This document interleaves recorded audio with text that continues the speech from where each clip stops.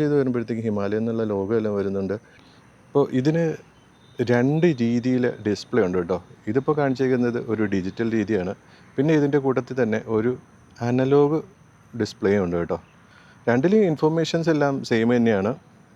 അതായത് ഇവിടെ ക്ലോക്കുണ്ട്, ഇവിടെ ടെമ്പറേച്ചറുണ്ട്, പിന്നെ സൈഡ് സ്റ്റാൻഡും നമ്മളെ ഗിയർ ഇൻഡിക്കേറ്റേഴ്സും ഫ്യൂവൽ, പിന്നെ സ്പീഡ്, RPM മീറ്റർ, അങ്ങനെയുള്ള കാര്യങ്ങളെല്ലാം ഇവിടെ ഉണ്ട്. ഹാൻഡിലിൻ്റെ സ്വിച്ചിലേക്ക് വരുമ്പോഴത്തേക്കും ഇത് വണ്ടിൻ്റെ എൻജിൻ സ്റ്റാർട്ടും കിൽ സ്വിച്ചൊക്കെയാണ്. ഇതൊരു മോഡ് ബട്ടണാണ്. ഇവിടെ ഫ്രണ്ടിലൊരു ഹസാർഡ് ഇൻഡിക്കേറ്ററിൻ്റെ ഒരു സ്വിച്ച് വന്നിട്ടുണ്ട്.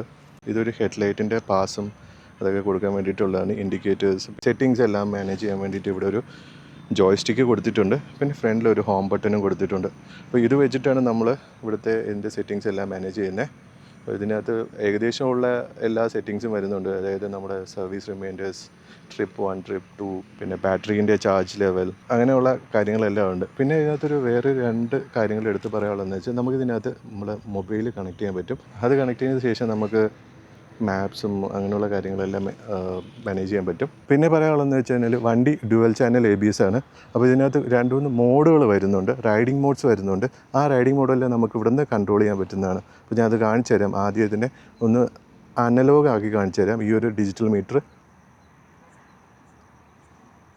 അതുകൊണ്ടോ, ഇതിപ്പം ഒരു അനലോഗ് മീറ്ററിൻ്റെ ഒരു സ്റ്റൈലിലേക്ക് മാറി.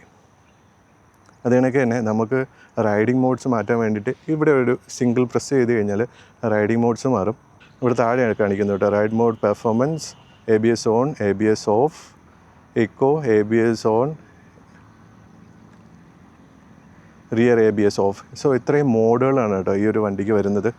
അപ്പം ഇവിടുത്തെ ഒരു റിയർ ABS ഓഫ് ആക്കിയപ്പോഴത്തേക്ക് ഇവിടെ ഒരു സിമ്പിൾ വരുന്നുണ്ട്, ഇക്കോൻ്റെ സിമ്പിളും വരുന്നുണ്ട്. അപ്പോൾ ഇത്രയൊക്കെയാണ് ക്ലസ്റ്ററിൽ വരുന്ന ചേഞ്ചുകൾ.